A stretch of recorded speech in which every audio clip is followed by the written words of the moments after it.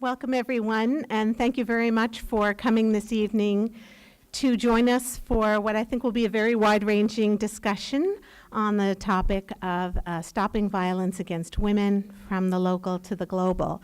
I'm Karen Margarian from AWA New England chapter, and I'm just going to thank a few people and introduce our moderator, and then we can get started. So I want to just thank Jennifer Phillips, our executive director, and Milka Bedikyan, who helped with advice and support and communications around this event. Jill Clements and the staff of the Watertown Free Public Library, who gave us this lovely space for the evening and who also helped us a lot with logistics and support, and our videographer, David Medzorian. So thank you very much to all of those people.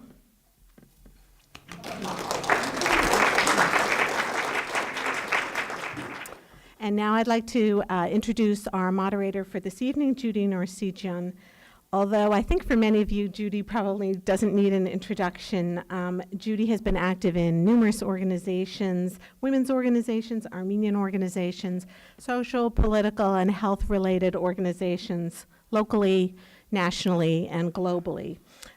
Judy is past executive director and co-founder of Our Bodies Ourselves, which has published the groundbreaking series of books on women's health beginning in the 1970s. And its flagship book actually has been translated into numerous languages, including Armenian. She writes and speaks widely, especially on women's health issues, and has appeared on numerous TV and radio programs, NBC Nightly News, Al Jazeera, Today, Good Morning America, Oprah, Fox News, and The Current. She is a graduate of Radcliffe College and has an honorary degree from Boston University, as well as many other honors and awards, which are too numerous to mention this evening. And she is also a member of the Armenian International Women's Association Board of Directors. So please welcome Judy, and she'll take it from here. Thank you so much, Karen, and thank you for all the work you do in the New England chapter of AWA, Armenian International Women's Association. So I want to welcome all of you to this really important panel discussion about stopping violence against women from the local to the global.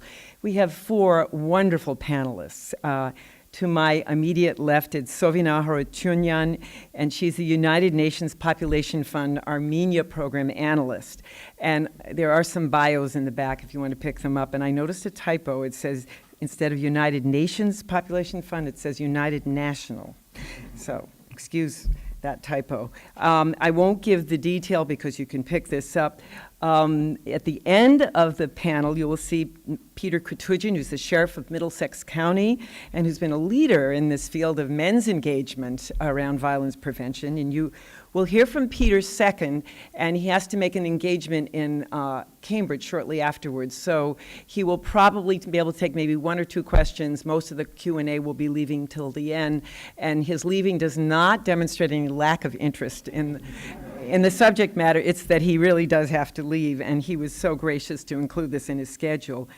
And to the second person to my left is attorney Wendy Murphy. She's a professor of sexual violence law at New England Law Boston, where she also co-directs the Women and Children's Advocacy Project.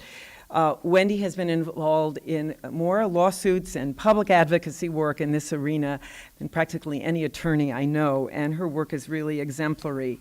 Again, her bio is in the back. To her right, in terms of where you're looking, is Craig Norberg Bohm, who has been a real leader in this field for decades. In fact, sometimes it's very sobering to think about groups like Raven, which you started in St. Louis, and Emerge here in Boston, and all the other groups of men who have been trying to be more active in stopping violence against women, that we have so far still to go. But this work is critically important, and for 10 years, Craig led the White Ribbon Day campaign, which is operated out of Jane Doe, Inc. I'm going to stop there and let the first panelist, which is Sovinar, begin to say a few words. And after Peter speaks, you're going to be able to have a little bit of a Q&A, and then we'll continue. Thank you, Sovinar. What happened with this? Okay. Hello, good evening. Thank you, organizers, for having this panel. I'm really honored to be here. Actually, I met some of Armenian friends, my Armenian friends, and I started to talk to Armenian, and suddenly I thought that I will present in Armenian, and then I just realized that I'm in US, in Boston, and I have to speak in English. I was asked by organizers to present some global data, what evidence and data tells us about this issue, and also to present what UNFPA is doing in this area. But when I read the topic of the panel, Stopping Violence Against Women from Local to the Global, wow, what an interesting and what a wide range of, what a wide spectrum of issues to be covered. I'm really honored that I worked at all levels, at the local level in Armenia Country Office, in the regional level for Eastern Europe and Central Asia in Istanbul, and now I'm working in New York at the global level. But within 10 minutes, I don't know how much minutes I have, how much I can cover, but I'll do my best to give you some highlights. And I was also requested to concentrate on Armenia as a case study as it comes to local level. So what UNFPA is doing? UNFPA is one of the United Nations agencies that supports countries to deliver a world where every pregnancy is wanted, every childbirth is safe, every young person's potential is fulfilled, and every woman and girl is treated with dignity and respect. So from this, you can understand what are our 4 main priorities that we work. It's first of all sexual and reproductive health and rights. It's young persons' issues, adolescent issues, gender equality, as well as demographic issues and population dynamics, fertility, migration, aging, a lot of important issues. Let me start from the data. But before coming to the data, maybe a few words how UNFPA looks at this issue. We still think that gender inequality perpetuates gender-based violence and harmful practices. Although during the recent years there were some achievements, we should fix that they are not satisfied, and we have still a lot to do to achieve gender equality and to combat this bad phenomenon. And we should remember that violence against women and girls, it's not only on individual level, but it affects like individual first of all, but then her family, community, and why not globally. So the evidence and data shows that 1 in 3 women has experienced physical violence. And worldwide, you can see that 818 million women, it's out of 3.52 billion. So GBV rates is especially high among marginalized groups. Unfortunately, there are still 49 countries in the world that don't have any law on domestic violence, and unfortunately, in Armenia is one of them. Although currently we have a draft, and most probably very soon Armenia will adopt the law. And there are 37 countries that exempt rape perpetrators from prosecution when they marry to the victim. I would like also to speak about harmful practices that exist in the world. So maybe you have heard about those. These are female genital mutilation, which doesn't exist in Armenia, although this is really an alarming, bad, harmful practice. And when we look at the population dynamics, although during the recent 30 years, we tried to decrease this phenomenon by 30%, but when you look at the population dynamics, the number of people will grow, which means that if this tendency will continue, we will have more and more cases, unfortunately. Another issue is child marriage. Although here, again, you can see the figures, we have some progress, but they are still not satisfactory. Another harmful practice that really is a big issue in Armenia is son preference and gender bias sex selection.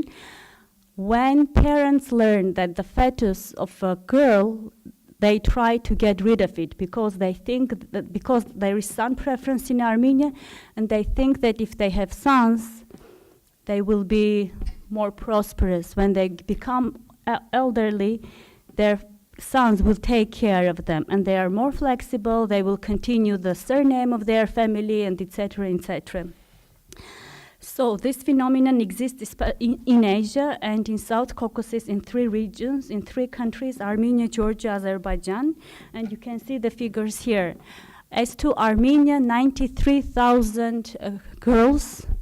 So we will have missing girls, 93,000 by 2060, which is equal to the births of 2 years of Armenian nation, which is really alarming. If you're interested, later I can tell you what we do and what is the progress in this area. Another alarming figure: only 52% of women married or in union freely make their own decisions about conceptual sexual relations. You can see that this is different from different regions, but the average is 52, which means that we have still a lot to do in this area. In 2016, UNFPA did a very interesting survey in Armenia, which is on masculinities, and as we're going to talk about men engagement today, maybe I think that these figures would interest you. According to police, from 2012 to 2016, we had 3,571 cases registered as of domestic violence cases. And in 9 months of 2017, we had 602 cases, which means that every day 2 cases have been registered. But we should take into account that the awareness raising level is still very low in Armenia, and women are not ready to go and to make a complaint, open a case in police departments. The survey I was talking about, so it tried to identify men's and women's perceptions about gender roles in Armenia. And according to our survey, 70% of men said that they perpetrated physical violence against their female intimate partners, whereas interestingly, only 13% of women said that the same thing. But when we had the self-administered questionnaire, so there women's percentage was high. It was approximately 22%. As it comes to psychological violence, 50% of men said that they perpetrated physical violence, 21% economic abuse, 15% sexual violence, and 95% reported that they exhibited controlling behavior. But let's remember that men are not immune to violence as well. So when we ask them whether they have been victims of violence, we have again quite troubling data. So 49% of men said that yes, they were victims of physical violence. This is the lifetime prevalence. And when we asked about their childhood, 27% experienced physical violence, 11% psychological violence, and 3.5% sexual violence. And we know that violence perpetuates further violence when they become adult. We also asked, tried to understand their behavior and attitude towards violence against women. And interestingly, and we were discussing these issues just before this panel discussion with the panelists, 45% of respondents, men respondent, said that women should tolerate violence in order to keep their family together. And only 25% of women think the same way. 35% of men and 21% of women agree with the following statement, that in some cases women deserve to be beaten. And we live in the 21st century. And every second man and every third woman agreed that women want to be raped. So this is the figures from 2016 survey. Now, what is our vision? How we want to change the situation? As you know, at the global level, many government heads agreed in 2015 that they would deliver a new world by 2030. And there is this 2030 development agenda with 17 sustainable goals. And one particular goal, goal 15, is about gender equality and combating all these harmful practices. And the whole concept is well mainstreamed. I can say from gender perspective, we have a lot of good gender indicators, and all other areas are also looked from this perspective as well. So UNFPA, among other partners, is also willing to help the world and countries to deliver and to achieve this ambition and transformational goal. And we are planning to do it through 3 consecutive strategic plans. We're lucky that the first strategic plan for 2018-2021 has been adopted. And by this, we are going to build on the existing progress, set vision, chart path to SDG targets. With the second strategy, we're going to intensify our interventions, and with the third strategy, we're going to accelerate progress towards achieving these goals. So in our next strategy, we're going to have 3 results, which is 0 preventable maternal mortality, as we talked that we are working in the sexual and reproductive health, and unmet family planning. And the third goal is exactly what we're talking about today. It's ending gender-based violence, violence against women, and harmful practices. UNFPA operates in development context, but also recently we started to work in humanitarian settings as well. And as you know, this humanitarian crisis just become widespread during recent years. And we have operations in 193 countries, 56 out of which are in humanitarian setting. We are focusing, I've already said, on women's empowerment and young people, especially young people and adolescents and girls. And we are one of the major organizations that are doing data and evidence collection to further guide policy so we can get the results quicker. So what are the key elements of our work? So I said that we look at these issues in the framework of the bigger efforts of reaching gender equality and ensuring that every person has right to make a choice. That's why our main focus is holistic, human rights centered, and multi-sectoral. Beside this strategy, UNFPA also developed a gender strategy with guides. It's like country offices, employees, what we should do. It's on the one side educational, on the other side puts responsibility on every person to make sure that contributes to achieving this goal. So our focus is that we will speak and we will get and reach to most vulnerable people. And that's why leaving no one behind would be a priority for us. Changing underlying social norms, this is very, very important, and we're happy that this is a part of our theory of change. And we know that gender, if you want in this area, you cannot work only in one area. You have to work, it's multi-sectoral. You have to work in all areas. That's why we look at these issues in all our areas wherever we work. We know that by working alone in silos, you cannot get wherever you want to reach. That's why we cooperate. We have a wide range of partners from church, from ministries, and this is the model that we have a common new chapter with other UN agencies, and you can see how, in which areas we're cooperating with each agency. UNFPA has a comparative advantage and leadership in some areas. In this field, of course, we have a leadership role on reproductive health. We are the only agency which deals with 3 harmful practices that I have mentioned: female genital mutilation, child marriage, and sex selection. So recently, UNFPA with other agencies developed at the global level essential services package. So in order to guide countries what kind of services at least must be there for protecting women who experience violence.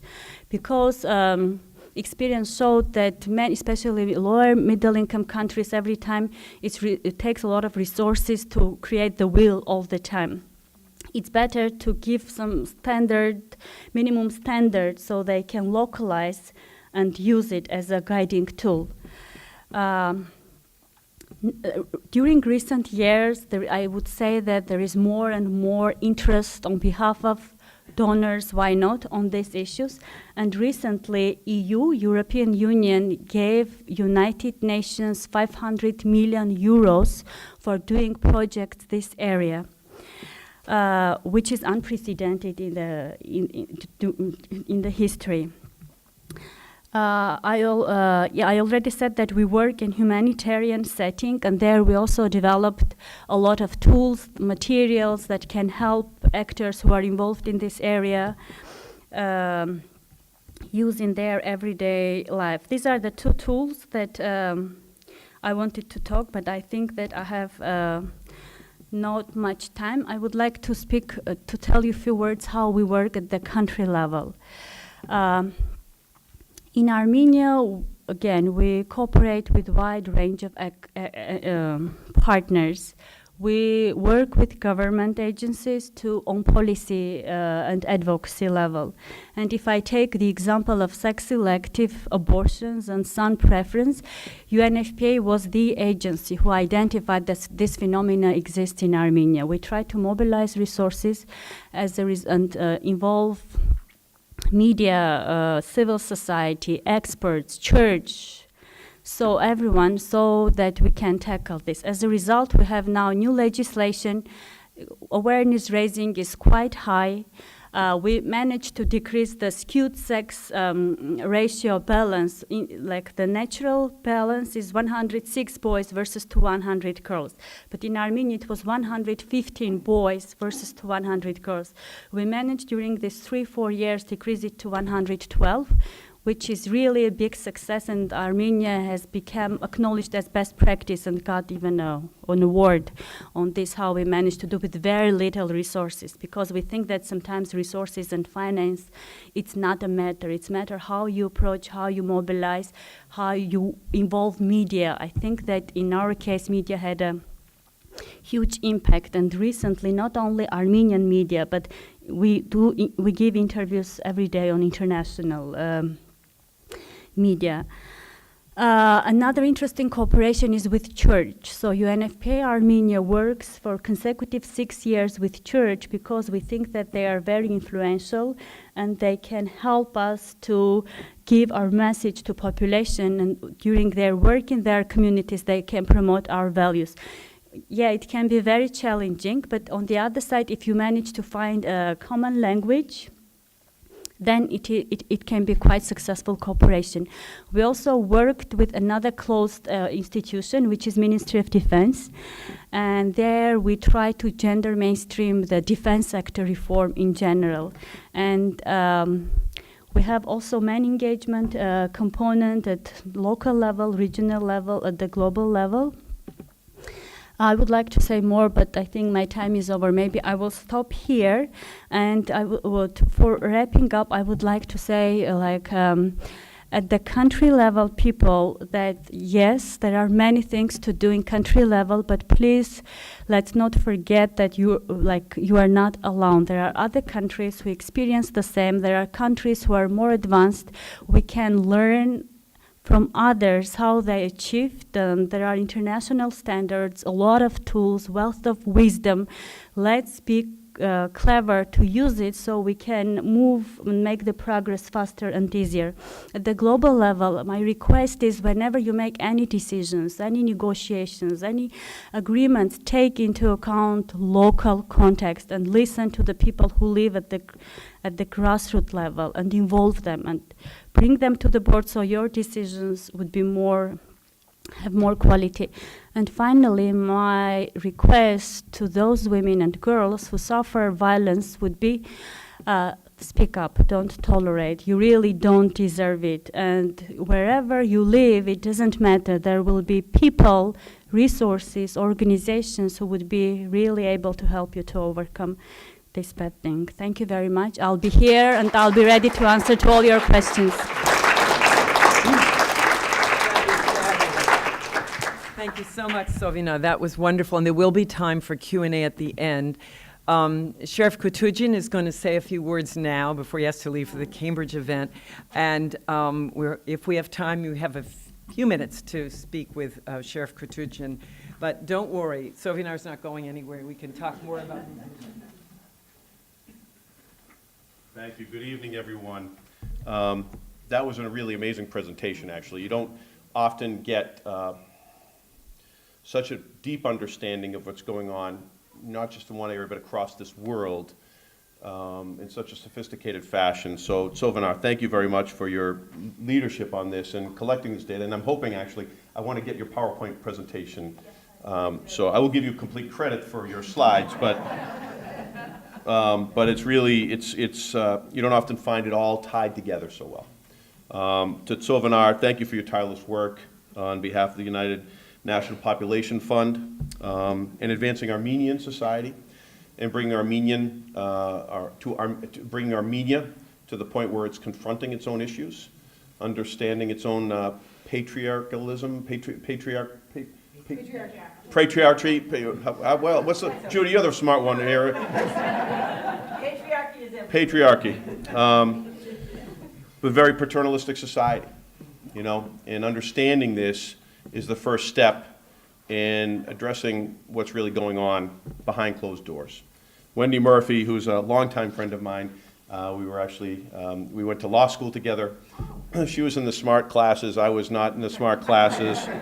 And then she became a prosecutor, and unfortunately I had I was doing some defense work and I had to run into Wendy Murphy as a prosecutor a number of times. That was no easy task, trust me. But she's doing amazing work at New England Law and is the co-director of the Women's and Children's Advocacy Project. Craig Nordberg-Baum, my friend and my brother in arms, representing the new masculinity, if you will, in greater Massachusetts, as well as both the White Ribbon Campaign and Men Engaged Now. And Judy Norsigian, you're just a great spirit and counsel, and you're just an amazing person. Thank you for your leadership. Judy did mention I have to go speak in Cambridge after this, so I'll probably be leaving shortly after I speak. If you'd like a question, that's fine. If you want to reach out afterwards, please feel free. Recent events underscore why it's so important and necessary to be having the conversation we're having tonight, right now. The sad truth is that the stories we are reading in the news, this tsunami of stories that are becoming more and more uncovered every day, new revelations every day, are shocking and powerful and saddening. But they're truly only a percentage of the events that are occurring every day in our country and in our workplaces and in our communities. When you think about the fact that these abuses of so many of these cases we're seeing now were kept under wraps because they were perpetrated by men with power and celebrity, right? So that we weren't discussing them because the perpetrators had power and celebrity. And now because we were able to break through one or two, now the celebrity allows us to see others with power and celebrity that are doing the same thing. But how many countless cases of those with power but no celebrity are there out there every day, offending in this way, that we will never really know about? That the voices of these victims will never be heard because the people that are oppressing them don't matter as much. People don't care about those people as much. This is really troubling. I serve on the advisory board of Reach Beyond Domestic Violence. It's based out of Waltham, but it serves, I think, 22 or 24 communities in greater Middlesex County. I've been on that board, but on the board and the advisory board for 15, maybe 20 years, something like that. I've been involved with them for an awful long period of time. I was involved with them when they were originally called the Support Committee for Battered Women. Well, think about that. That was the name of the organization. Support Committee for Battered Women. What a disempowering, victimizing name that was alone, and yet that was the best we had to offer. That was progress. That was really progress. I don't mean to demean that. That was progress at the time. Just to drive home the point, they served over 7,000 individuals last year in Middlesex County. That's 7,000 of our neighbors, our family members. They come from triple-deckers in big cities. They come from the houses down those long driveways in the suburbs that we may never hear the sounds of that violence. They're Armenian, they're American, they're everything, they're every other letter of the alphabet. And as the panel name suggests, this is a local and a global issue. So why did I get involved? My first experiences with gender-based violence didn't come the way that so many sadly have to learn of them in their own homes or in their own families. It became when I became a prosecutor. I guess it's sad you ever have to learn about the issue of domestic violence, but I guess if you have to learn about it, it's probably less unfortunate that you learn about it in a professional way, because it means you were never tainted by this.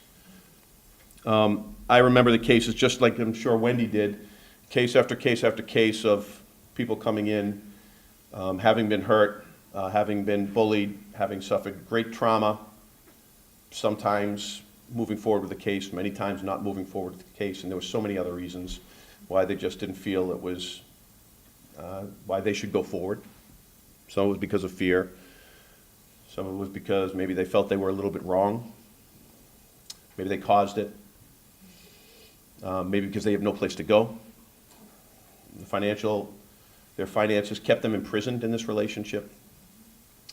Many were imprisoned by the fact that the cycle of violence, as you learn about in these, is that after the explosion of violence, we learned this about in the DA's office in Middlesex, Wendy, the explosion of violence, then came the sweet moments where the apology, the feeling bad because he had done something bad and was now apologizing and maybe getting flowers and trying to show that he wasn't such a bad guy. Brings them back in, sadly. We saw the criminal side of domestic and sexual violence cases, and the impact of those cases never left me, as I know they've never left Wendy. And when I became a state representative in 1997, I became really passionate about changing the laws to protect victims of domestic violence and women victims of domestic violence. I sat down with many advocates, and actually, Wendy, you'll remember Jean Hurdle. Remember Jean Hurdle?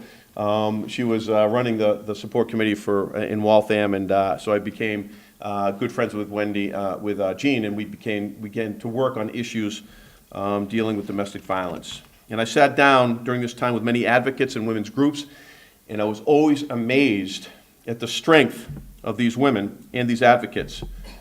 But I was always dismayed by the holes in the system, and especially by the lack of male involvement.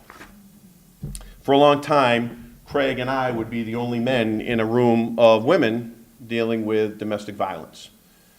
And I think society felt that it was a women's issue, which I just never really understood, because it's obviously not a woman's issue, right? I mean, these are families, these are our moms, our sisters, our daughters, our loved ones. It's not a woman's issue. That's just ludicrous to me, but we let it become a woman's issue. And Craig and I would be, and literally, right, you remember these days, Craig, only one guy in the room or a couple of guys in the room, that would be it. Now, in so many of these events and meetings, you see a pretty good representation of men being involved in these now, which is a real, what's that? Look at the audience, right? I was actually thinking about that. I was actually going to look out originally and thinking that there was a lot of women, and I realized there were a lot of men here. Thank you, right? But why should we have to thank you? It's all of our problem, right? We should all be stepping up in this way. And thank you for being here in this way. In 2008, Craig asked me to join a new initiative being organized through Jane Doe Inc., and I know he'll speak a little bit more, one that encouraged men and boys to take an active role in the conversation about gender-based violence, and promoted positive male role models in fields such as sports and law enforcement and entertainment, and in ways that you could actually capture people's attention. It was called White Ribbon Day, and we set out to prove that while men have the capability to perpetrate violence, we also have the ability to disavow it, to prevent it, and to use our voices to stand with women and say, this is never okay. When Craig and the women at Jane Doe Inc. did what they did beautifully, was to take an international movement that began in Canada and make it a local force for good. And I don't know that there's another White Ribbon Day effort in the entire country maybe that's as robust as Massachusetts. Is really testament to Craig and Jane Doe Inc. I've been involved with this inspirational campaign for a decade now, twice serving as its statewide co-chair last year and the year before. I don't think I'm going to get a third year at this. I was really honored to be asked twice. And I'm heartened every time I come into a room and I see white ribbons staring back at me. And I forgot to put mine on, but Craig has his on, so guilty. I continue to believe that men not only can, but must be role models for compassion, respect, and cooperation, just as easily as they can be for violence, aggression, and assault. Just last week, I spoke at an event with Jackson Katz, amazing and longtime advocate for equality. He and I spoke about the misrepresentations about what a real man is and how it often clouds the minds of our boys. Because we have to understand, if we're going to address the issue of domestic violence, we need to catch it earlier in the cycle. And in high school alone, it's probably not early enough in the cycle. Because people are developing what they believe is a healthy relationship, even in junior high school. And if they find that someone that is abusive or isolating or bullying, if they believe that that's what real love is, then that's what they will seek out, sadly, for the rest of their lives, because they might understand that's true love. He really loves me. He wants to know where I am at every moment. He doesn't want me to dress pretty so that other boys won't notice me. He wants to be with me at every turn. He doesn't want me to hang around with my friends. That's real love. And if that becomes patterned in your idea of what real love is, that can follow you for the rest of your life. So we need to step in earlier on to show them that leading them to believe that violence is unacceptable or that disrespecting women is acceptable, that is not acceptable. Such a mindset not only endangers young women, but it actually shortchanges our young men. It shortchanges our young men because it makes them believe that they cannot reach out for help when they need it, that they can be more. We must encourage our young men to talk through their issues. And trust me, as the father of two young boys, Peter's 14, Christian is 12, and my daughter Isabel is 8 years old, this isn't easy. But you know what? I take every opportunity, and my children are so tired of me speaking to them about relationships and how to treat women and, objectification. Because when you listen to music on the radio, so much of it is objectifying and demeaning, right? And there's a few songs, I won't name the artist because I'm on videotape right now, but there's a few songs out there that are played all the time on the air. And they are so offensive if you understand what they're reading, and I will shut them off immediately. And my sons know the artists, and as soon as the song comes on, they look at me and smile as they see me get very angry and shut it off very quickly, right? But these are the opportunities you can have with children. These are conversations we need to be having, even if they're difficult. And this is something the Armenian community is coming to terms with, thanks to the work that is going on right now. This is really important. Both in Armenia and in our communities here, we're beginning to analyze how we treat women in our culture and what traits we encourage in our young men. And this encouraging development is thanks to dedicated men and women like Judy and like Craig and like Wendy, who have taken, and Judy and Craig, who have taken trips to Armenia to talk about these issues. I want to offer up, if there's a time that I can go, I would love to join you guys if you're ever going to go over there. So I'd be willing to do that too. Me too. Yep, Wendy too. I don't know if Armenia can handle Wendy though, so just.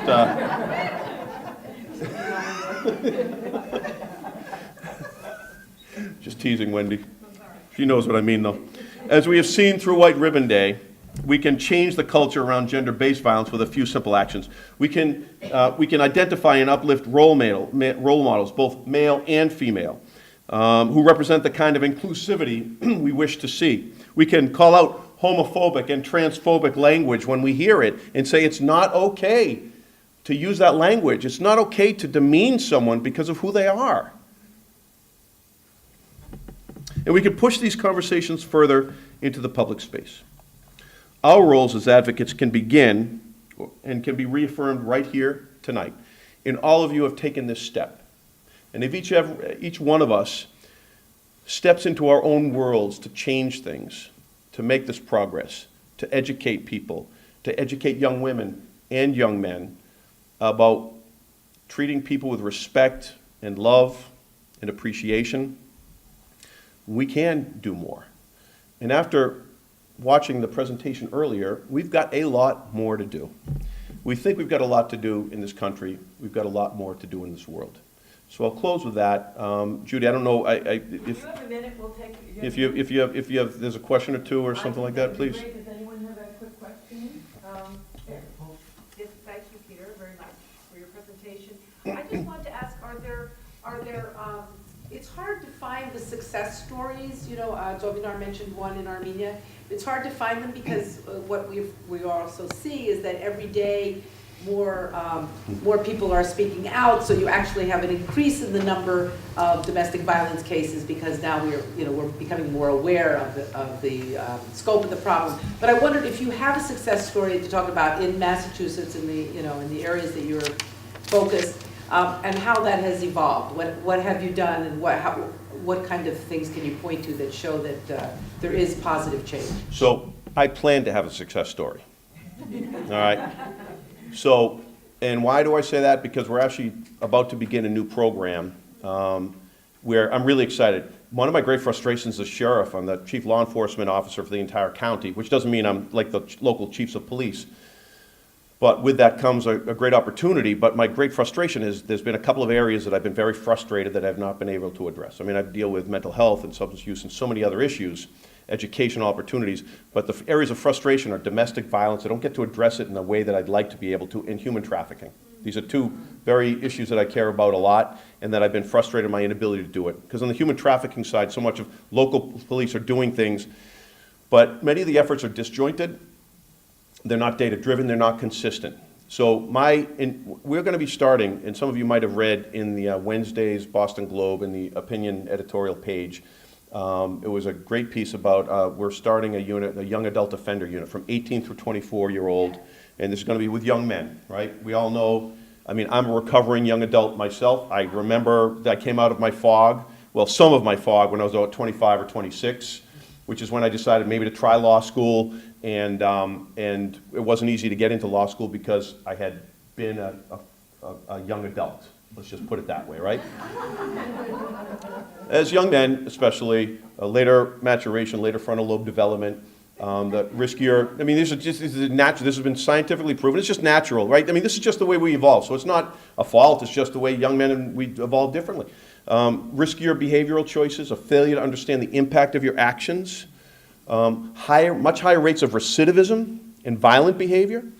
If you are arrested one time between that age, you have about a 50% rate of being rearrested or reincarcerated for something else within that 6-year time period. Think about this. 10% of our population is from 18 through 24, but 21% of our admissions into jails are that same age group. Think about this. Rental cars companies have figured this out before us, right? How old do you have to be when you can rent a car? 25, right? They already got it down. So we actually are beginning this really interesting unit with the Vera Institute. We're going to be having specialized programming for young adult offenders. It's going to be the first one in the country like this. It's going to be an amazing opportunity to change the lives and the mindset of these young men. But what I saw is a great opportunity, and I was speaking with Greg recently in Sudbury. Where were we? Marlborough. Marlborough, yeah. We see each other in the circuit or all around the place. And so I saw Jackson Katz, who I know had been doing this work on a national level. He's got his own TED Talk. Like anyone that's got a TED Talk, I think is pretty cool, really, right? And so he speaks about masculinity and violence and young men and all this stuff. So we're actually going to bring him in because of this population. What is being a real man? Is it an initiation in a gang? Is it an act of violence? Or is it going to school and taking care of your family, right? And if we can retrain these young men using this Milkpa Collective out of California, which does this with gang-involved youth, UTech out of Lowell, and then adding Jackson Katz on the reimagining of your masculinity and what masculinity is, then I think we have an opportunity to change the mindsets of these young men. And quite honestly, I'm looking forward to see if we can actually start to collect any data on this. The problem is we don't have enough programs out there. They have one program, Emerge, which some people believe works, some people don't believe work, right? We can do a lot with anger management in our jail. But the issue of domestic violence, we need to take another step forward and figure out how we can stop people from reoffending. What are their triggers? What makes them reoffend? And then address it that way. Yes, ma'am. So 90% of the domestic terrorist acts that I've seen always involve some sort of domestic violence record. Why aren't the local police aggressively, taking these men in before they get to the level of committing a domestic terrorist act? So you mean terrorists, domestic terrorists, have some kind of act of domestic violence on their history? Yes, because like the guy who shot up the Orlando Bar, the Yeah, yeah, other right. guy in California, they all have some record of it. And it's like, why weren't they arrested sooner? Well, I mean, there's so many men being arrested for domestic violence that if you tried to follow up on every one, you probably wouldn't get anywhere because we have it every day. I mean, my jail is filled with people that are domestic offenders, basically. So I just think that there's probably too many out there. It's not just a few that we can follow up on. There's millions, millions across this country every month probably. So I'm sure that that's what it is. It's just unfortunately too commonplace right now. It's why the prevention work is so important. Yeah, the prevention work is really the most important way. If you can start to change them. And Ruth, I'll let you finish off here. So I can remember in this country when police departments would have nothing to do with going into a home on a domestic violence accusation. We have changed that, and now police departments admit that it's happening and they have to help prevent it. How do you do that in Armenia to train the police to change their attitudes and take a stand against it? Well, I think that's probably more of a question for Sylvanar than for me. Actually, but I'd like to hear the answer anyway. Please, Sylvanar. Do you know the process that happened in this country that would help Armenia? I think there was, actually, that's maybe something we can speak about, the retraining of police as well. But it was also the changing of the laws so that there were many cases you had to make the arrest. It wasn't a discretionary choice, so they took the discretion out of the police officer's hands. So there was a number of policy and law changes that allowed them to, or made them do the job that they weren't doing or weren't able to do before because they weren't sure about how to use their own discretion. So, Sylvana? A lot of things has been done with police, a lot of trainings by mainly civil society organizations funded by international funding, which was not sustainable and they didn't cover a lot of whole police as an institution. So recently we're lucky that European Union signed a budget support agreement with Armenian government with some conditionalities, and there we worked closely with EU, so we had some gender and GBV related indicators there. So if the government wants to get the next tranche of money from EU, they have to show the progress in related to several areas, including domestic violence. Now it's becoming institutional and there is political will and there are a lot of indicators that government should achieve within the upcoming 3 years. We work very closely with police already, with law enforcement, not only police. So when I say law enforcement, it starts from police, prosecutors, judges. And there are very good tools at the international level. I just quickly mentioned the essential services package. I didn't have time to open the brackets. Actually, it is giving some guidelines in 3 main areas. It is health sector, it is psychosocial sector, as well as law enforcement. What services should be there in place in the country so they can deal with the case. And the 4th pillar is coordination. So because we know that without coordination, we cannot succeed. And the whole purpose is that so all these sections, they work in a united manner, they use the same language, the same terminology, and they address it in a multi-sectoral way. Because recently in Armenia, when you ask official figures from investigative committee, they give you different figures. When you ask from police, different, because their definitions of the domestic violence is different. So what we're doing now, we are working with government, with experts, with civil society. We bring them on board so they try to see what is there, what is missing, what needs to be done, and little by little we will move forward. I think in 2-3 years we will have already a lot of trainings taking place in law enforcement that are already funded by even state budget, not provided by civil society or international institutions. But we are really willing and interested to learn what you guys do and how you achieved what you achieved so far, and you can learn maybe something from us and we can learn from you. And let's discuss this opportunity. Thanks. Thank you, everyone. Thank you.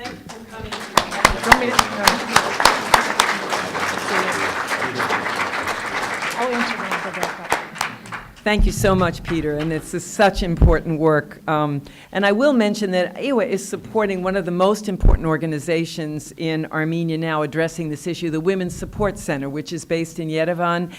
And they did do a come great up, job. I know, but when they started, they came up against tremendous opposition from the police. And we actually have a few stories we can tell you about later. What's so wonderful to see is that their status in the community has changed.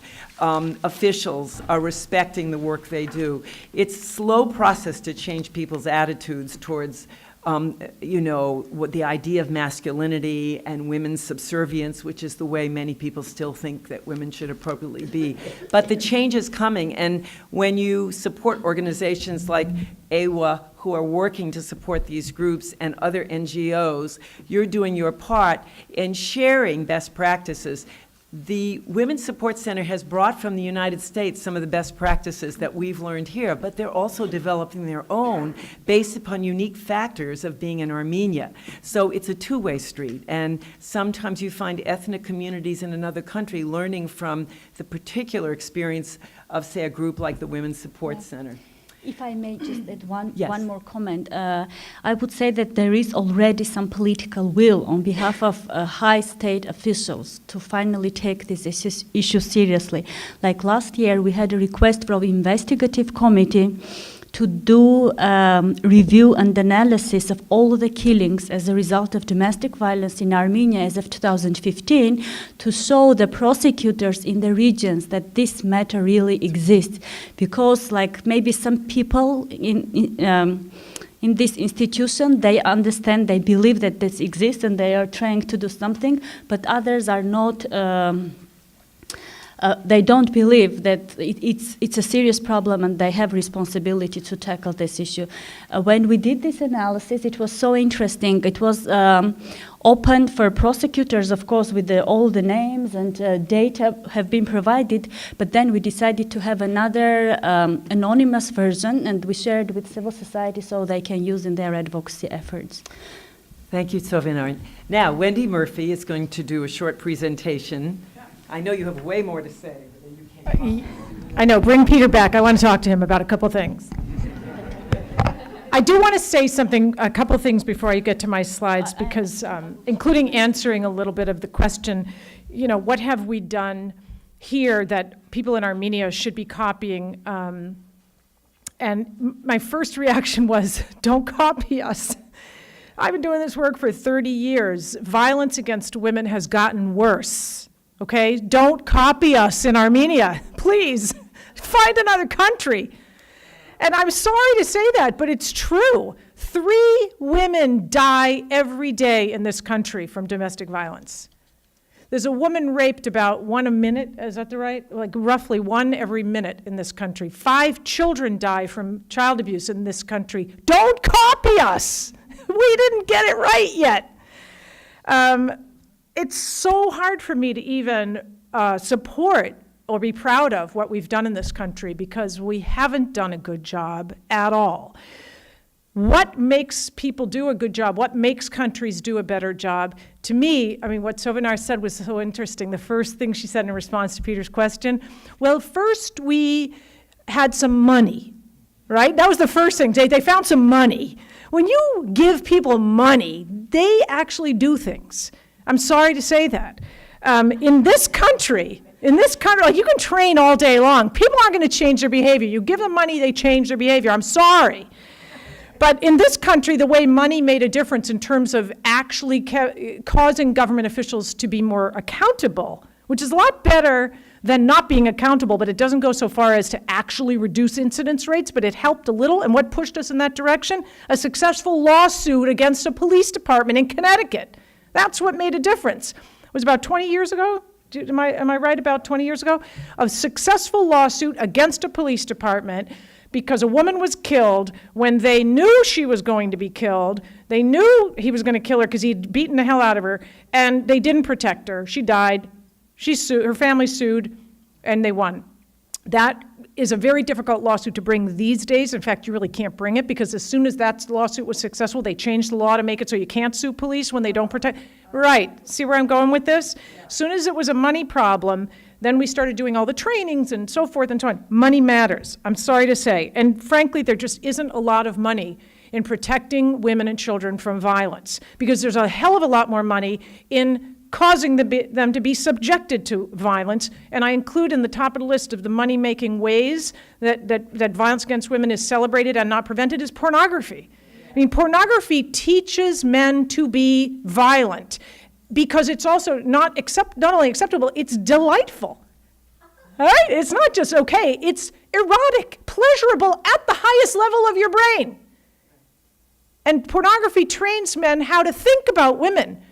Average age at which men start to, I shouldn't call them men, average age at which males start to view pornography. Take a guess. 11 is exactly right. 88% of mainstream pornography, 88% of it is violent. It's not, Playboy, vanilla, naked girls on a hayride, that sort of Playboy stuff that from when I was a kid that was scandalous. No. See, that stuff doesn't sell anymore because you can do that on your cell phone. There's no market for that material. When the internet was created, the market changed. The stuff you now have to pay for is brutal. And it is what sells. Almost all pornography is very violent against women. And you're teaching 11-year-old boys at a very young age that doing that to a woman feels good to them. And that's what girls like, because that's what pornography depicts. And this country is not good at stopping pornography. So don't copy us. I know I keep saying that. Another really important reason why this country is bad at stopping domestic violence and sexual violence, which, by the way, are almost always the same thing. Most domestic violence victims are also raped. Most rape victims are raped by people that fall into the definition of what a domestic relationship is, which is to say about 85 to 90% are known to each other and arguably fall under the definition of in a domestic relationship or dating relationship of some sort. So domestic violence,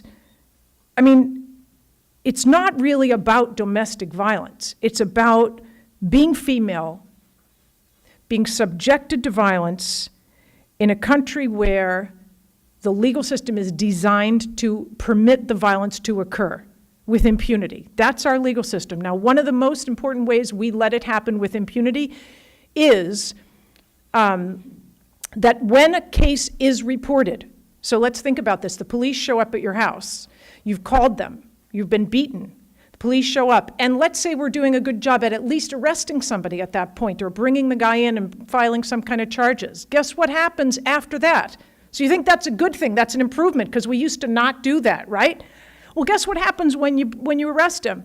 The next day, our legal system lets the victim go into court and drop the charges as if it's her case. It's not her case. Whose case is it? It's the government's case against him. It's not her private lawsuit. She has no power. She's not the government. But the government likes to blame the victim for why the charges got dismissed, because guess why? If she ends up dead, they get to say it's her fault. She told us to drop the charges the first 12 times. And out of respect for her choice, we let her drop the charges. Now then she ends up dead. And we respected her choice. In a civilized society, you don't let people choose to live in violence. That is uncivilized. And if you're thinking of doing that in Armenia, don't copy us. I know I keep saying that. You cannot have a legal system give the power to drop the charges to the woman, because you're absolutely giving that power to the offender, right? Because he's going to call her up and say, you better drop the charges or I'll kill your children or you'll be homeless. Right? So it's not really her power anyway. It's his. What kind of civilized legal system gives the power to drop the government's charges to the offender? Imagine saying that to Bernie Madoff. Well, we just thought we'd let you decide whether you should be charged with a crime, Mr. Madoff. Why, you want us to drop the charges? Just to ask your victims to tell us to drop the charges. Pay them off. Threaten them. Because if they tell us to drop the charges, we will. How would that have felt? Would it have felt like corruption? Would it have felt like obstruction of justice? If your answer is yes, that's because it is. And the only people we do it to are abused women and children. We want to respect their right to choose to live in a violent home. That is not respectful. That is not the right to choose. That's the grotesque exploitation of the concept of the right to choose. Okay. We have to get to your 5 simple ideas. I know, 5 simple ideas. So here they are, just in case I run out of time. What kinds of things can we do that are simple and would have a big effect, as opposed to some of the little things? And what I mean by little is not that they're unimportant, but that they occur at the micro level and aren't big ideas. So big idea number 1 that could actually change systems. How about a little constitutional equality? Now, I don't actually know whether women are equal in Armenia. I wish I did know. But I know that they are not equal in America. By constitution, they are equal. Okay, well, see, I want to move to Armenia because you got a better chance at stopping violence when you're equal under the Constitution. In this country, women are not equal under the Constitution. Why? Because when they filed the ERA, almost 100 years ago, and it was finally passed by Congress in 1972 to change the Constitution to create equality, you not only have to pass it through Congress, the states have to ratify it. We needed 38 states to ratify. As of today, we have 36 states. We are 2 states shy of ratification, which means we're not yet equal. All other classes of people are equal, not being female. That puts you down the ladder. This space between equality and inequality is where violence is allowed to occur with impunity. This is where the legal system, right here, is where the legal system allows violence to occur with impunity. Because if you're down here and you go to court to complain about the fact that the police or the prosecutor or somebody mistreated your rights, and you complain about it because you were treated worse than these people, you know what the judge says? That's too bad, because it's allowed. You're allowed to be subjugated. That's American women, right here, right here. We are 2 states shy of ratification, and the media in this country is not covering the issue. That's a scandal. Civil rights framing and enforcement of gender-based violence. What do I mean by this? I mean, while we're waiting around for equality to kick in, dying in high numbers, there are places where we do have equality, special environments known as civil rights venues. And that, for me, is important because while we don't have equality in the real world, we do have equality in 2 important places, education and the workplace. What do I mean by that? We have civil rights laws that prohibit discrimination in the workplace and in education. Discrimination comes in many forms. On the far end of the spectrum, it might be using the word bitch, right? That's kind of a low-level form of discrimination based on sex.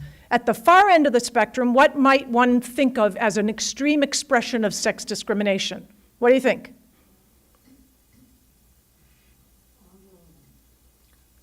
How about domestic violence? Any harmful act, any unwelcome act based on sex or gender is a civil rights event, is a civil rights offense in those special venues of education and the workplace. So if you're in an environment of education or the workplace and you hear a word used against you that is a gender epithet, like bitch, that's a civil rights problem. That should be reported and labeled as such. At the far end of the spectrum of civil rights harms is violence, including sexual assault. And everything in the middle is covered as well. Why is that kind of like an equality issue? Because if you're entitled to protection against discrimination in the workplace or on campus, and you report it as such, you actually get the gap closed because you're entitled to this level of protection. Your rights are way up here. They're not down here where they would be in the real world. Civil rights framing matters. If you're in one of those special places, every single harmful thing that happens to you must be framed and labeled as a civil rights offense. Not a sexual assault, not domestic violence, not dating abuse, a civil rights injury because it was an unwelcome act against me based on sex or gender. Brings you right up here. You get a really good chance at fair enforcement of the laws. What do I hate about rape law? Aside from the fact that it is designed to permit rape, that's a problem. How is it designed to permit rape? Because the definition of rape in this state and in many states is penetration without consent plus the use of force. Plus the use of force. Think about that. Penetration without consent isn't a crime in Massachusetts unless there's force. Now, how does that protect a woman's right to autonomy and decision-making and bodily integrity? How does that protect her? It doesn't. You don't have authority over your body. You don't have ownership over yourself. Because if you have penetration without your consent, it's not a crime. It's not an offense. You can't even call the police. It's allowed to happen unless force is used. Almost all rapes don't involve the use of force when they occur in relationships we think of as domestic, right? Almost all sexual penetration in domestic relationships does not involve the use of force. You know why? They don't need it. They have an entitlement built in. I am entitled, I'm your husband. I am entitled, I'm your boyfriend. I am entitled, I'm a wealthy white man. I'm entitled, I'm a man. That sense of entitlement obviates the need for force. All these offenses are allowed to happen with impunity because of the design of rape law. Now, what's interesting is human beings are supposed to be more important than stuff, right? You kind of think that way in all, ways that we're trained to think about what's important in life. Being a human being is supposed to be more valuable, more important than being, a box, for example, right? Can we agree? Yeah. Well, here's the thing. If you steal my box, let's call it a cardboard box. If you steal my cardboard box, if you take my box without my consent, it's a crime. It's called larceny. And if you also use force, it's a more serious crime. What's it called? Robbery. The taking of my stuff, my box, without my consent, larceny, crime. Add force, it's robbery, a more serious crime, a felony. You can go to jail for longer. Take my body without my consent, not a crime at all, unless you use force. And women are supposed to be more important than stuff, not in this state. Bills have been proposed repeatedly over the years to eliminate the requirement of force as a crime in Massachusetts. In many states around the country, they're starting to do that, pull away the element of force, so that if you penetrate somebody's body in a sexual way, male or female, without their consent, it's a crime. If you also use force, it's a more serious crime, but it's still a crime. Massachusetts legislators, Massachusetts legislators will not support that. None of them will. Jane Doe, the so-called Organization for Rape Crisis Centers and all the battered women's programs, they won't support it either. Because I want to leave time for Craig, I want you to get through these so we don't cut them off. Okay. The answer to that question is important, and I'll talk to you about it after. No advocacy groups in this state will support redesigning rape law to protect women's autonomy. What does that mean? Rape is happening in this state with impunity because that's how the law is designed. Can I just say one quick thing about civil rights framing before we move on? I don't want to forget this. Why does it matter so much that we use the language of civil rights to describe violence against women? Here's the thing. Aside from that equality issue that's important, when we talk about civil rights, we tend to think about race and racism, right? That's how I was raised, to think about racism and civil rights as being the two things that go together. I wasn't raised to think about women's civil rights as being, I wasn't raised to think that women had civil rights, because I was raised to learn about Title IX, which is a civil rights law, as having something to do with sports. It doesn't. It says nothing about sports. That was a propaganda bunch of nonsense for decades. We were raised incorrectly to learn about Title IX as a sports equity law. It isn't. It's an anti-discrimination, hence anti-violence against women civil rights law. Now that we kind of get it, and I'm working really hard in my professional life to make sure we all get it, we now know that violence against women is exactly the same civil rights injury as violence based on race, national origin, and so forth. Now, I'm not saying that women's history is the same as slavery. That's not the issue. It's that the legal question of civil rights enforcement is the same. It's been the same for 50 years. It's not how I want it to be. It's what it is. Why does that matter? Because here's the thing. When I hear that a racist assault happened, I feel injured. And I'm clearly not a black woman, but I feel injured because I understand civil rights injuries as harmful to the collective, and I'm in the collective. I'm part of the collective. I don't have to be black to feel injured when somebody's hurt because of their skin color. What does that mean when we conceive of a civil rights injury as feeling injured, whether we're in the class of people or not? It means we all have an investment. We have skin in the game. We have a desire to participate in solutions. We feel injured, therefore we participate in prevention personally.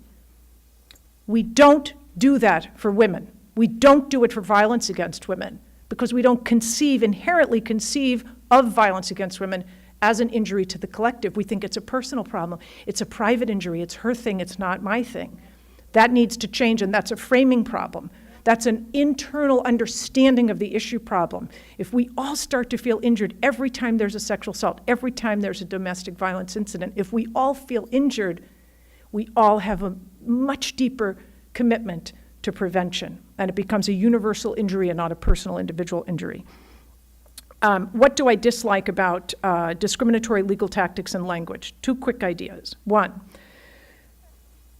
I'll just switch to the language because I don't want to keep talking too long. The way we talk about violence against women is disgraceful. There are so many problems in the way we talk about it. And what do I mean? Something as simple as, and it isn't conscious. It's very passive, how we take in language, how we spit out language. We're very passive consumers of news, for example. And you read the newspaper every day, you're liable to see something that says, the victim was raped or the victim was beaten.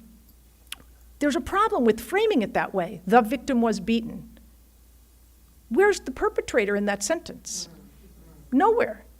Who was she beaten by? And why is it in the past tense and not the active tense? The sentence should say, the perpetrator beat the victim. The perpetrator raped the victim. That's easy. We don't do that for violence against women. We keep the perpetrator out of the sentence and it's passive so it feels less painful. It's a much more tolerable but absolutely unfair way to write a sentence about the harm that happened, and it doesn't engage the reader in feeling pain.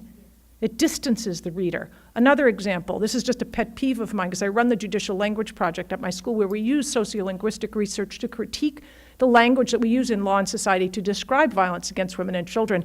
There are lots of pet peeves, but my favorite pet peeve that really created the project in my mind some 15 or 20 years ago is characterizing an oral rape of a person. Use your imagination to understand what I'm talking about, but the oral rape of a person, which is an incredibly common expression of rape, way more common these days than ever before, for a number of reasons. The news will report it as the child performed or the victim performed oral sex. The victim performed oral sex is the characterization of that vicious, violent act committed against a person. We can't tolerate that. Number one, how many problems are there with that sentence, by the way? What's wrong with that sentence, the victim performed oral sex? Tell me, what don't you like about it? What's wrong with it? It's sexual. It's not sexual at all. It's violence. So the word sexual should never be in a story about violence. I mean, sometimes it has to be because the law says sexual assault and you kind of have to use but put it in quotes. Don't let it be the language of the narration, right? What else is wrong with it? No perpetrator again. No perpetrator again. How about the word performed? I mean, aside from the fact that it sounds like a damn circus, it is the actor, the victim as the actor, not the receiver of harm, the performer of pleasure. It is so wrong on so many levels. I've trained a lot with the Poynter Institute, which does ethics work for the news business. And many years ago, I raised this issue with them. We were training all over the country, and I said, you can't write that. You can't write that. And they said, well, we have to because people are enjoying their cornflakes in the morning, and we have to make it palatable. I said, that's funny because you don't want it to be palatable when you're writing about war or anything else, so I don't buy that argument. I said, here's what I want you to say. Now, I want to ask you, what do you think I told them they should say? For that phrase, the victim performed oral sex doesn't work for me. What do you think I told them to do? What would you do if you're the editor now? You got to put the truth out there. Discomfort, making people comfortable with their discomfort is important. So how are you going to make people a little uncomfortable in their cornflakes that morning? What are you going to say? Forcibly received oral sex. Forced oral penetration. I say that loud. Well, I don't know what he did. I'm unclear. But that's good. I mean, these three combined will really work. Still a bit unclear to me about who did what. You should say it because we have to let Craig. Okay. All good guesses, all a little bit close. The answer is the perpetrator forced his penis into the victim's mouth. I'm sorry if that's hard for you over your cornflakes. You'll get over it. Right? If you're uncomfortable, that's because of what he did. It's not because the editor chose to use that language. Those are just a couple of examples of problematic language. Even the words sexual assault are problematic because I don't know what happened. Sexual assault could be a hand on the rear end. It could be a very violent rape with a weapon. I have a right to know the truth, because if you're writing a story about sexual assault and the guy got probation as a punishment, I need to know whether that's an acceptable punishment, and the word sexual assault doesn't help me figure that out. Reconceiving violent pornography as torture, I won't even say anything more. I'll let Craig get up here, because I talked to you about it when I first started. If we can just look at the meaning of torture, which globally is a very well understood definition, then you compare it to the visuals of today's mainstream pornography, they overlap a lot. We get so outraged about Abu Ghraib and, waterboarding. Waterboarding is nothing compared to what happens to women in pornography. Where is our outrage? Where is our outrage? Thank you.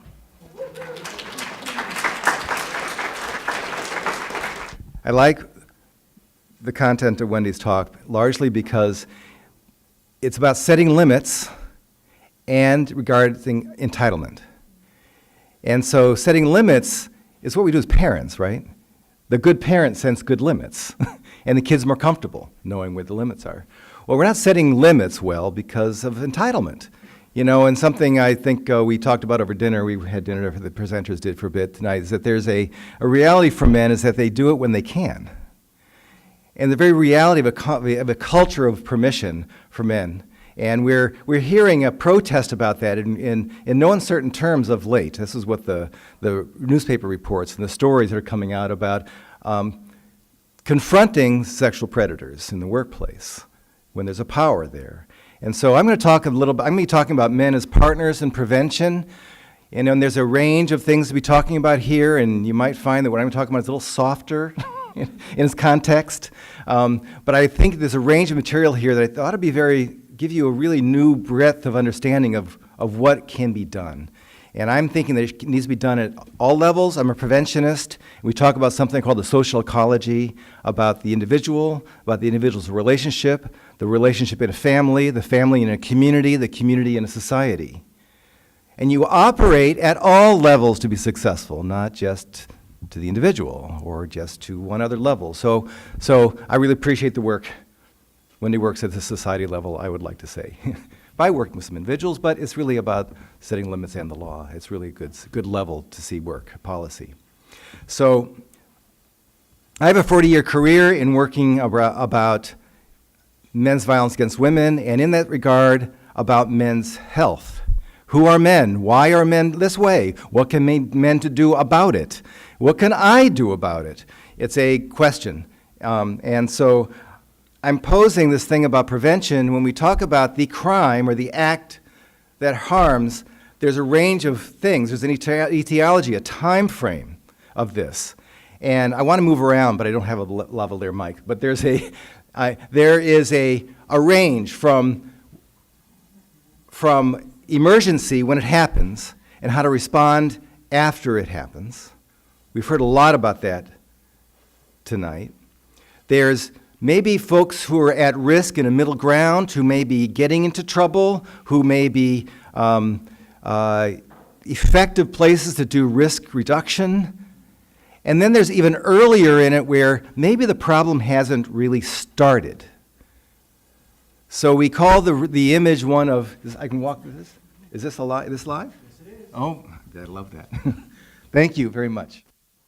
So this is like a range of things. There's a river, and upstream, we say upstreaming is like where things are hard and awful and you got to take care of. There's emergencies, there's an emergency room. You go downriver to try to get some of the people who are in the water, out of the water, maybe learn to swim.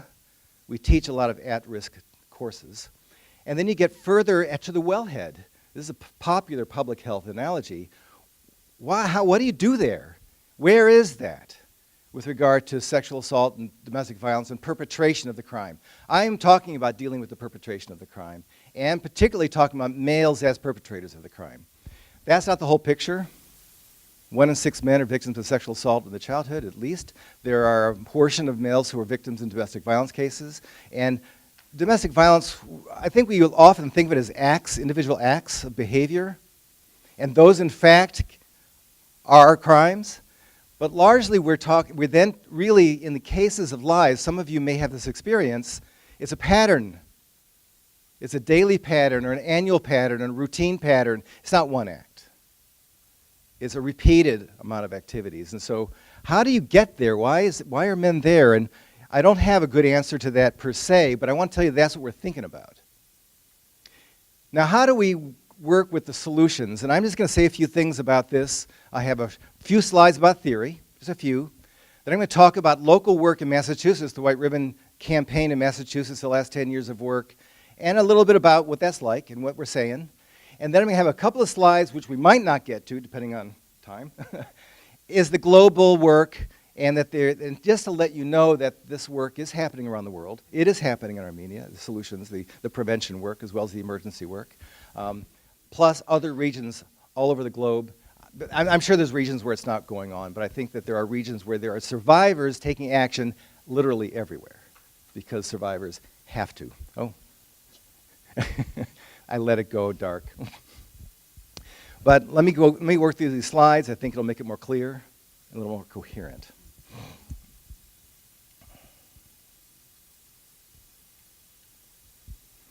Let's see if we can make this work.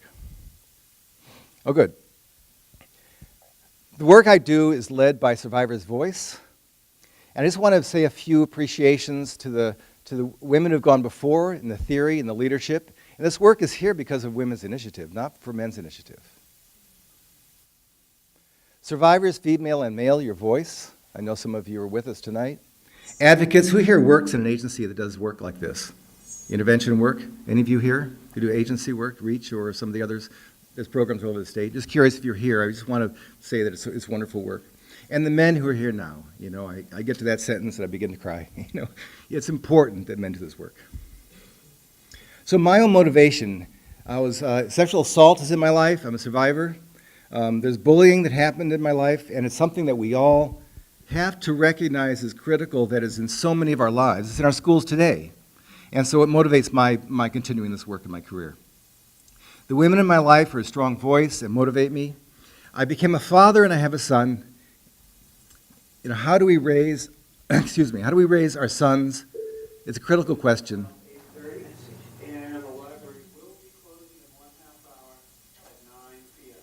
Okay, we can do this.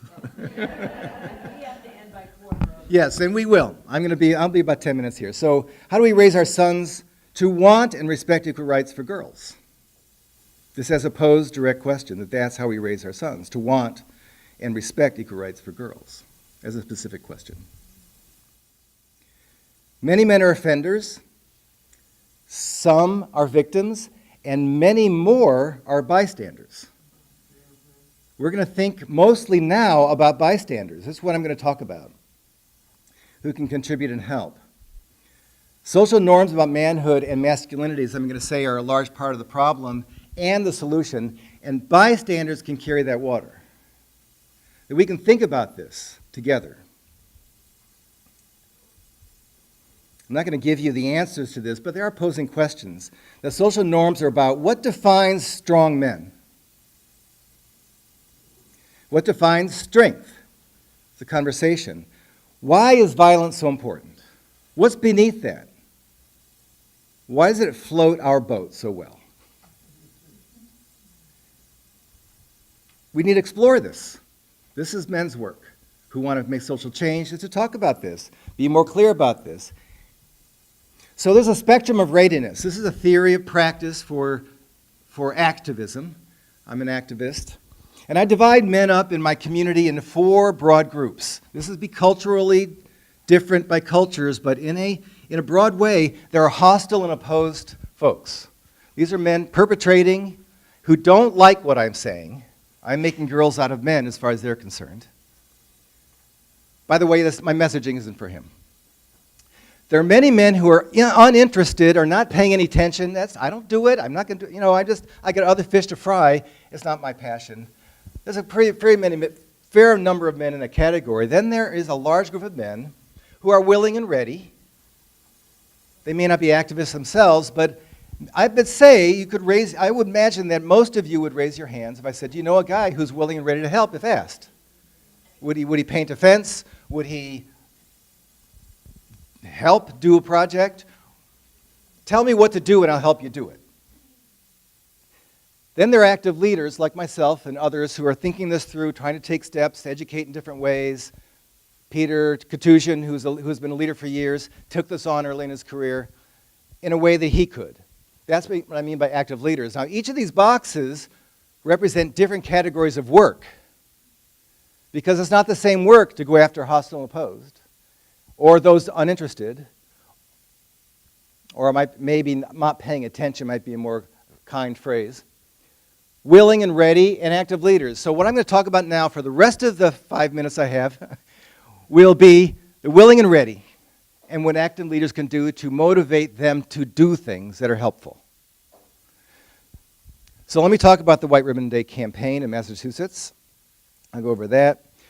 We need a broad strategy that's accessible, as visible public action, so it's not just in the basement of the church, though that's not a bad place, but that has been mostly where it has taken place so far. Welcomes many voices. Learning happens through doing. You don't have to have it all together to come to my party, but once you leave my party, you'll be doing better, I hope. And celebration, it will be fun. Sorry, but some of it has to be fun. So what do I mean? So the White Ribbon Day campaign is a pledge project that was launched, as Peter mentioned, in Canada in 1991 after a massacre in Montreal in 1989 of women. It was a mass murder by a man, by a white man, as many of them are. So there's another dimensions of things to talk about here. But that led to a tipping point in Canada to say, no longer in our name, no longer in my name. I will no longer do this or let anyone I know do this. We will be part of the solution. That is intact, in a sense, the pledge, in so many words. You take this pledge at events called proclamation events. Jane Doe Inc., which Wendy doesn't like, but Jane Doe Inc. is a state coalition against sexual and domestic violence. 57 plus members of agencies doing emergency work took on a campaign of its members across the state. This is a picture of Massachusetts, called the White Ribbon Campaign. Borrowed it from Canada and Australia at the time. Australia uses a day. November 25th is their International White Ribbon Day. That was a couple days ago. We don't do that because it's Thanksgiving most years, and it's not a good day for such campaigns. But we did pick a day, which was the first Thursday in March. From this day forward, I promise to be part of the solution in ending violence against women and all gender-based violence. Raise your right hands, repeat after me. Those are the events. Is to create a permission, and this is one of the rooms in the State House where we did such an event. We fill rooms all the time of men to say, I will help. We want you to help in the public. You want other men and boys to see you caring about this. These are groups, biking, a leather biking, Harley Club, a prep college, a high school track team, and an after-school high school group of kids from the inner city. These are very different groups. Men are organized well in groups, by the way. So teams. This is a billboard. This is some of the kind of community activities. This is a billboard paid for by a bunch of men in Gloucester. Strong men don't bully. Redefine strength. Let's walk in a St. Patrick's Day parade. There, thus the green colors. Greater Lawrence Youth Against Violence. High school assemblies where all the boys take the pledge, say, I will be part of the solution. sports teams in the town of Bedford to a town parade. This is a Portuguese-speaking crowd doing a soccer. Football in Europe is much more popular than any other game, and playing soccer here is the like, and taking a pledge in the middle of the game makes a statement. This is the city of Cambridge making a big and proud statement of their White Ribbon campaign by shining a light on their city hall, saying, this is what we are, what proud men are becoming. You see, to get it, we're talking about celebrating something about manhood, which is the idea of celebrating relationship and peace and nonviolence and cooperation. So that's the kind of thing. I have hundreds of slides like that show you different kinds of local groups of men coming together saying, this we will change. So I'm just telling you it's possible to celebrate this kind of thing and then come away with, now what do I do? Well, that's the big question of the day. Now what? And so I think some of that can be answered in a variety of ways, which I could do in my second talk. You can invite me back. And International Men Engaged Alliance, it's called the Global Men Engaged Alliance, is a collaboration of NGOs. It's about 10 years old as an organization. You can look it up, menengaged.org. It's organized in sections. There's our country sections representing about 47 countries. The regions are Africa, Europe, North America, Caribbean, Latin America, and South Asia. They're trying to create leadership. The final group I had in my chart, the active leadership portion, create community resources and shared material for that section. That's what this group is doing, is working with the active leaders and attempting to grow the community of active leaders. This is a magazine they're adopting, came out of Massachusetts, called Voicemail Magazine. On the table, there's some magazines like this, plus a flyer about an event December 14th in Massachusetts you might be interested in attending, and some other material about the campaign. This magazine covers a lot of stuff about manhood.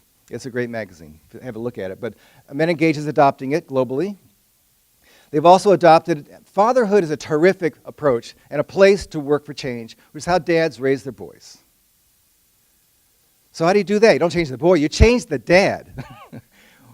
You get the dad to think about some things differently, and here's an example that's kind of extreme but not too uncommon. The boy doesn't hit too hard on the field. What does the father say to the boy? Don't hit like a... You all knew that. How come you all knew that? So that's culture. So he needs to think twice. Don't say that. Say something else. I don't know what he should say. But that should be changed. And it's changing. So coaches are a community of interest to our work. And there's curriculum for coaches and there's curriculum for dads. Both exist if you're interested. So, and by the way, in terms of culture, this is a dad of color. African American men are leading the fatherhood campaign in this country. And they're doing a great job of it. So look it up. It's terrific work. So a few things around the USA. This is called Men Can Stop Rape, Healthy Masculinity Promotion. Been around a long time. This is in New York City, Father's Day. 10,000 fathers and men calling on to pledge to end violence in our communities. Call to Men, the Next Generation of Manhood, great group. They do conferences of men. So if you want to do a conference, they're a great group to call to organize it. About what is the next generation of manhood? That's about peace and nonviolence. This is a Latino community in the U.S. Te Invito is their campaign. I invite you. Then around the world, the White Ribbon Austria I mentioned, they called it Oath. Let's take an oath. They do great work there. Ring the Bell is Indian. And ring the bell means rings the neighbor's bell. Involve yourself. And this is a men's campaign. 1 million men, 1 million promises. They've been very successful in reaching out. Men are willing to help if asked. We're pretty shy. What are we shy about? Other men, actually. So we're trying to create an atmosphere where we are invited to stand up and step out, and there's going to be an appreciation for that. So it's a terrific campaign. One Man Can, South Africa. Men Strengthened Not for Hurting, an event in Liberia. I wish I could show this video, but the videos aren't working. There's a wonderful videos that are available, short videos, 3-minute videos. This one is a wonderful poem that's in one of the magazines called To Be a Man by the McGriff twins. It says a really wonderful, heartfelt piece about to be a man, I'm going to cry. You know, it has to do with I'm going to have my whole feelings. Now, don't get me wrong. I started this talk by saying entitlement was a big problem. And it is. Men do violence because they can. And somehow, of course, encouraged, celebrated for it. But men are also, in some respect, as a separate piece of this, are really emotionally unintelligent. Does that make sense to you? There's not a lot of language men have for their feelings or what's going on for them. And they depend on women to take care of that for them. You may know something about this. You're the experts, not me. You know, the women in the room at least. But this poem addresses some of that in a fairly intimate way, which I think is good. So I want to say thank you all. I hope you all frame some questions. Actually, that reminds me of an encounter that Craig and I had with a young man in Armenia, a man named Sevag, who actually heard a woman screaming nearby, and he lived with his parents in a part of Yerevan, and he called the police because he could tell that a man was beating this woman. And the police came, and they also came over to his house, and his parents told him he should have minded his own business. The police came and said, you know, marriage is like a ring and a finger, or the marriage between a man and woman. You never get between the ring and the finger. And they basically chided him for having called them up to come in to break up a domestic violence situation. What was so beautiful about this is that this did not in any way abate his interest and commitment to the issue. It only strengthened his resolve to work with other men to do something about the problem. And that was some years ago, and I think every year things are getting a little better, particularly because more young men are stepping up to the plate. They're not being silent bystanders, they're starting to be more vocal bystanders. And when men speak up, it has a different effect, again, partly because of the power that's perceived that they have in terms of what other men see. So it's really important to take these bystander trainings and think about how can I do a better job of not being silent and supporting whoever it is I see in one of these situations that makes them subjected to harm or potential harm. Now, unfortunately, the library said we have to end at 8:45, which is where we are now. But it could take us about 10 or 15 minutes to walk out the door. So what I'm going to say is that take the next few minutes to come up and speak to one of the speakers here, ask them a question, take the materials. Look at the AWA website in a little while because we've videotaped this. Share sections of what the speakers have brought to you with other friends, and try to get parents involved in their schools. More and more parents, and not just fathers, but fathers especially, are going into their schools and saying, I want to talk to the young kids about the importance of these issues. So there's all kinds of things we can do, especially as men, and I wish we had much more time. We're going to have to do another event. We had such terrific panelists, and I want to give them all another round.